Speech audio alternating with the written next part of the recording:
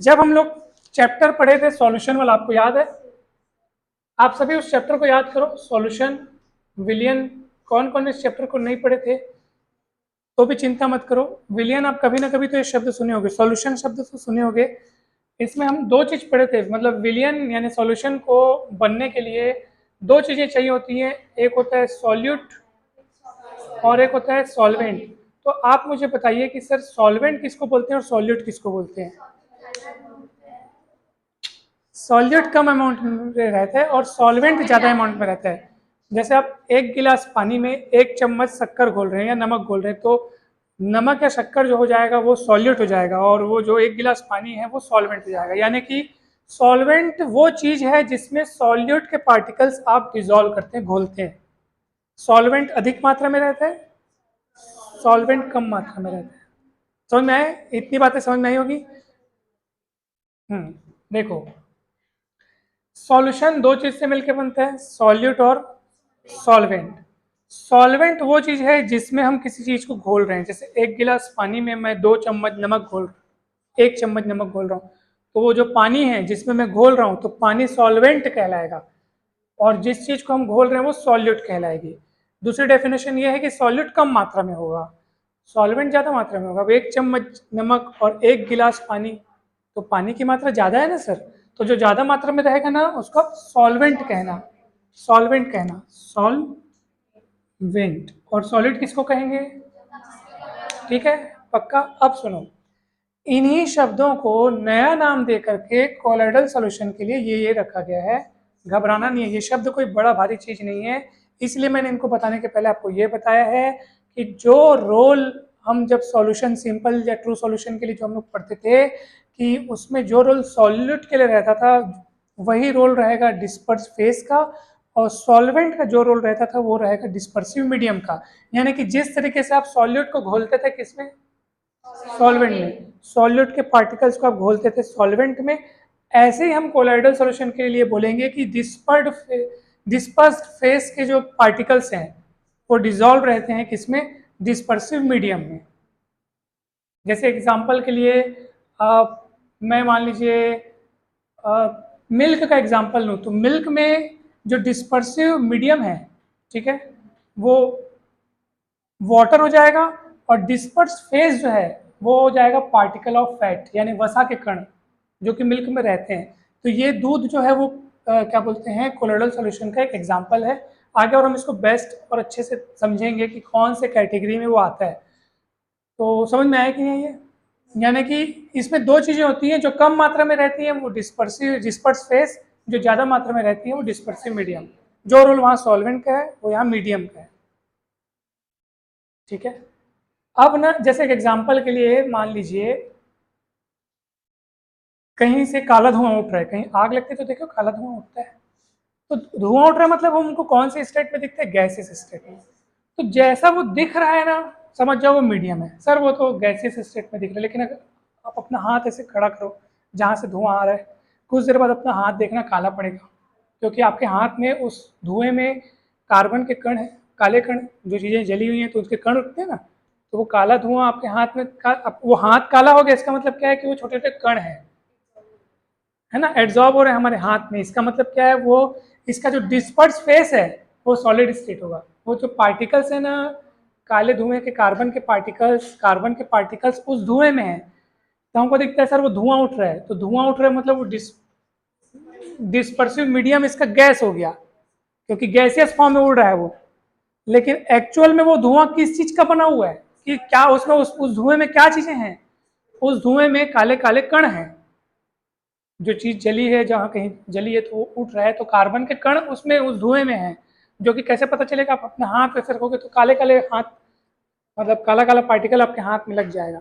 तो मैं कहूँगा डिस्पर्स फेस क्या है, तो वहाँ पे वो सॉलिड स्टेट में उसका डिस्पर्स फेस है, जो कि कार्बन के काले काले कण हैं। मैं आपको सरल शब्द में, अगर आप इसको सरल शब्दों में समझ,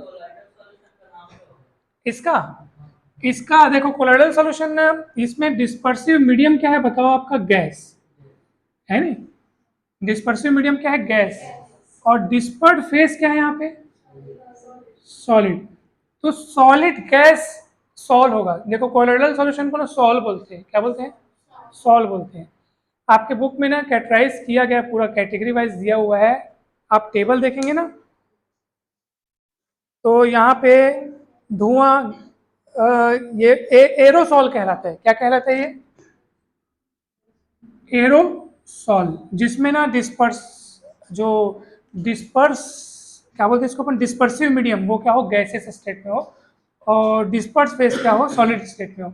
जो लिस्ट बनी है ना, आप उसमें देखना, चौथे नंबर पे देखो, सॉरी तीसरे पे देखो क्या लिखा हुआ है। हाँ, एरोसॉल लिखा हुआ है क्या, जिसमें परिक्षिप्त प्रवस्था, यानी इसको बोलते हैं परिक्षिप्त प्रवस्था, वो क्या लिखी है, ठोस अवस्था यानी सॉलिड। तीसरे नंबर पे देखो, ये देखो ये लिस्ट बनी है, इधर इधर इधर ये वाले में। और जो परिक्षेपण माध्यम यानी कि डिस्पर्सिव मीडियम, वो क्या लिखा है, गैस लिखा है। तो इसको बोलते हैं अपन क्या चीज, एरोसॉल। जैसे धुआं हो गया, धूल हो गया, बादल हो गया। बादल हमको गैसेस फॉर्म में दिखते हैं, लेकिन उसमें होती है पानी की बूंदें। समझ में आ रहे? तो पानी की, हाँ क्लियर है। जिसमें डिस्पर्सिव मीडियम गैसेस स्टेट में होगी ना, मीडियम गैसेस स्टेट में होगा, वो एरोसॉल होगा। पानी में किसी चीज का कोलेट्रल बना रहे हो, हाइड्रोसॉल, एक्वासॉल। बेंजीन में किसी चीज का कोलेट्रल सॉल्यूशन बना रहे हो तो बेंजोसॉल। एयर में बना रहे तो एरोसॉल। इस टाइप से इनका नाम रखा गया है। कुछ क्या चीज, सॉलिड फॉर्म मतलब कि जो, अगर पार्टिकल सॉलिड स्टेट में है तो सॉलिड फॉर्म। मतलब नहीं समझ पा रहा हूँ मैं क्या बोल रहे हैं।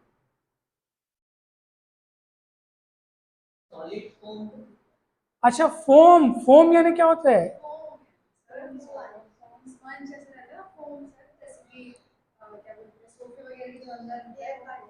हाँ, जो क्या बोलते हैं, मैं उस चीज को जानता हूँ, लेकिन स्पंज, स्पंज जिसमें दिखता है वो क्या चीज, सॉलिड स्टेट में दिखता है, लेकिन उसमें होती क्या चीजें, एयर होती है। तो यहाँ पे देखो, दिखता सॉलिड है वो, लेकिन होता उसमें एयर है। यानी कि यहाँ पे डिस्पर्सिव मीडियम हो गया सॉलिड, और उसमें अंदर जो चीज होती है वो होती एयर होती है ना। यानी कि यहाँ पे जस्ट उल्टा हुआ है, गैस सॉलिड का क्या हुआ है, सॉलिड गैस हुआ है ना। यहाँ पे देखो कौन से नंबर पे दिया है वो, ये दिया है आपको 7वें नंबर पे। आप देखो, यस 7वें नंबर पे देखो, आप देखो परिक्षिप्त प्रवाह गैस दिया और परिक्षेपण माध्यम क्या दिया है, ठोस दिया है।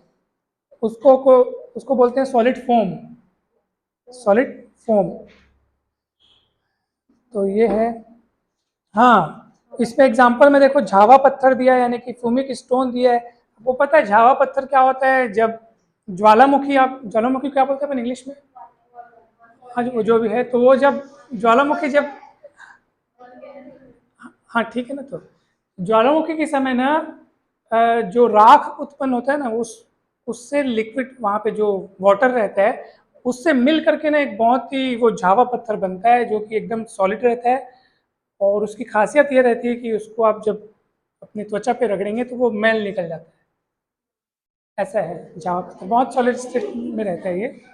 तो उस समय वो उसका फॉर्मेशन होता है, ज्वालामुखी से निकली हुई राख से बनता है ये। हाँ correct, you are saying right. ठीक है। अच्छा, जैसे एग्जाम्पल के लिए हम मान लीजिए दही का एग्जाम्पल लें। किसका एग्जाम्पल लें? दही। तो दही दिखती कैसी है और होती कैसी है? बहुत बढ़िया, दिखती सॉलिड है क्योंकि वो जमी रहती है, लेकिन वो है लिक्विड। तो देखो, मैं समझने के लिए ना, आप हमेशा समझ, क्योंकि हमको समझना है, अपने दिमाग में रखना है। तो इसका ट्रिक यही है कि जो चीज़ ना जैसे आपको दिख रही है दूर से, वो डिस्पर्सिव मीडियम है, जो चीज़ दिख रही है आपको, लेकिन एक्चुअली वो है क्या चीज़, वो क्या है, डिस्पर्स्ड फेस है। तो दही दिखती सॉलिड है, लेकिन वो है लिक्विड। तो यहाँ पे डिस्पर्सिव मीडियम हो जाएगा अपना सॉलिड, और डिस्पर्स्ड फेस हो जाएगा इसमें लिक्विड। आप देख लो इसका एग्जांपल। हाँ, और इस तंत्र का नाम क्या हो जाएगा, जेल। हाँ, तंत्र मतलब कि इस सिस्टम का नाम हो जाएगा क्या चीज, जेल। मेरे बोलने का मतलब यह है कि जैसे हम लोग बोलते हैं ना सर, डिस्पर्सिव मीडियम अगर गैस हो तो उसको क्या बोलते हैं, एरोसॉल, है ना। ऐसे ही अगर डिस्पर्सिव मीडियम अगर आपका क्या हो, सॉलिड हो, क्या हो, सुनो ना, डिस्पर्सिव मीडियम क्या हो, सॉलिड, और डिस्पर्स फेस क्या हो अगर लिक्विड हो, तो ऐसे सिस्टम के मिलने से क्या बनता है, जेल। इसका मतलब ये नहीं कि दही जेल है, दही उस सिस्टम का एक एग्जाम्पल है, ठीक है। जेल में भी क्या रहता है बताओ, जेल दिखता कैसे और होता कैसे है? लेकिन वो लिक्विड होता है।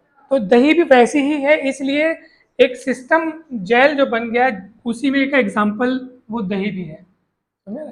तो वो बीच में आपके ना तीसरे नंबर के कॉलम में उस सिस्टम का नाम दिया है कि अगर ये डिस्पर्सिव फेस और डिस्पर्स मीडियम होंगे तो उस सिस्टम का नाम क्या होगा करके। जैसे आप अपने बुक में और देखो, मान लीजिए जो कोहरा है, बताओ उसमें दिखता कैसे और होता कैसे कोहरा? लेकिन उसमें लिक्विड होता है, वेरी गुड, उसमें पानी की बूंदें रहती है कोहरे में, ओस की बूंदें। हाँ हाँ, नहीं नहीं, दिखता कैसे हमको? गैसियस, तो जो दिखता है वो डिस्पर्सिव मीडियम, जैसा आपको दूर से दिख रहा है ना वो डिस्पर्सिव मीडियम, और उसके अंदर वो किन चीजों से मिलके बना है। तो अब बोलेंगे सर कोहरा, सुबह का कोहरा, ओस की बूंदें, तो कोहरा आके जब किसी चीज पे जमता है बैठता है वो ओस बूंदों के रूप में दिखता है। गाड़ी का कांच गीला गीला दिखता है, देखो ना, तो वो रहता कोहरा है, फिर वो आके उस पर बैठते हैं जमते हैं, तो उनकी असलियत दिखती है। फिर वो असलियत में कौन है? वो बूंदे रहती है पानी की। नहीं समझ में आया क्या? मैं समझा पा रहा हूँ ना? वो दिखते कैसे हैं? वो कोहरे के रूप में दिखते हैं कि गैसियस रूप में दिखते हैं, लेकिन वो उनकी असलियत क्या है कि वो पानी की बूंदे हैं। तभी तो हमको ठंड के दिनों में देखो ना, गाड़ी में कांच गीला हो जाता है पूरा, ऐसे मतलब ये है। ठीक है, तो तो ये देखो यहाँ पे भी क्या है, जो डिस्पर्सिव मीडियम हो गया वो क्या हो गया अपना गैस हो गया, लेकिन डिस्पर्स्ड फेस क्या हो गया यहाँ पे, वो वाले में कोहरे वाले के लिए, कोहरे कोहरे वाले के लिए लिक्विड हो गया। तो इसलिए ना एरोसॉल दो टाइप का होता है। देखो एरोसॉल ना दो टाइप का होता है, एक होता है एरोसॉल तब बोलेंगे जब गैस और सॉलिड की जोड़ी बने, और एक एरोसॉल तब होगा जब गैस और लिक्विड की जोड़ी बने, जिसमें गैस डिस्पर्सिव मीडियम है यहाँ पे भी और यहाँ पे भी। जैसे ये भी एरोसॉल था, इसमें गैस क्या थी, डिस्पर्सिव मीडियम और सॉलिड डिस्पर्स्ड फेस। एक और एरोसॉल है जिसमें गैस डिस्पर्सिव मीडियम और लिक्विड काम करते हैं किसके रूप में, डिस्पर्स्ड फेस के रूप में, जिसका एग्जांपल कोहरा अपन ने लिया। तो इसलिए आपके बुक में जब बना होगा तो एरोसॉल के बाजू में सॉलिड लिखा है, इसका मतलब समझ जाना कि वो सॉलिड डिस्पर्स्ड फेस है, और वहां पे एक और एरोसॉल लिखा है उसमें बाजू में लिक्विड लिखा होगा, ठीक है। हम्म, अच्छा, उसको वही हो तो एग्जांपल दिया ना, सॉलिड फोम। नहीं नहीं, सॉलिड फोम उस सिस्टम का नाम क्या रखा गया है, सॉलिड फोम। वही जो जावा पत्थर का एग्जांपल लिया है ना, तो जिसमें डिस्पर्सिव मीडियम वो सॉलिड हो और ये क्या हो, गैस, ठीक है। तो ये आपकी बुक में पूरी लिस्ट बनी हुई है, आप उनको देखेंगे, बाजू में भयंकर सारे एग्जाम्पल दिए हैं, देखो आप, ठीक है। अच्छा बताओ साबुन का झाग कैसा दिखे, कौन सा एग्जाम्पल होगा साबुन का झाग, कैसा दिखता है और कैसा होगा वो? झाग सॉलिड दिखता है कि लिक्विड दिखता है? झाग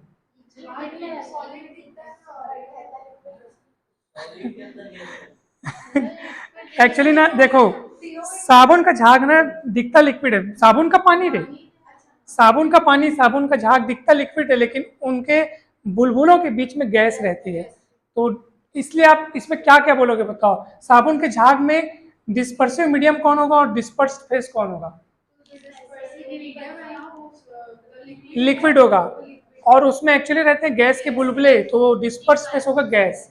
आपके लिस्ट में सबसे लास्ट नंबर वाला देखो, फोम, करेक्ट, बहुत बढ़िया, फोम या झाग बोलेंगे।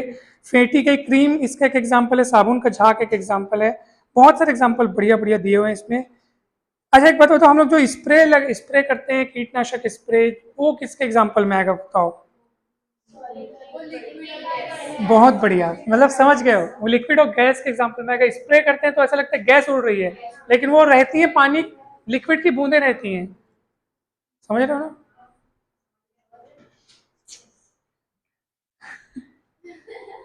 बस हो गया।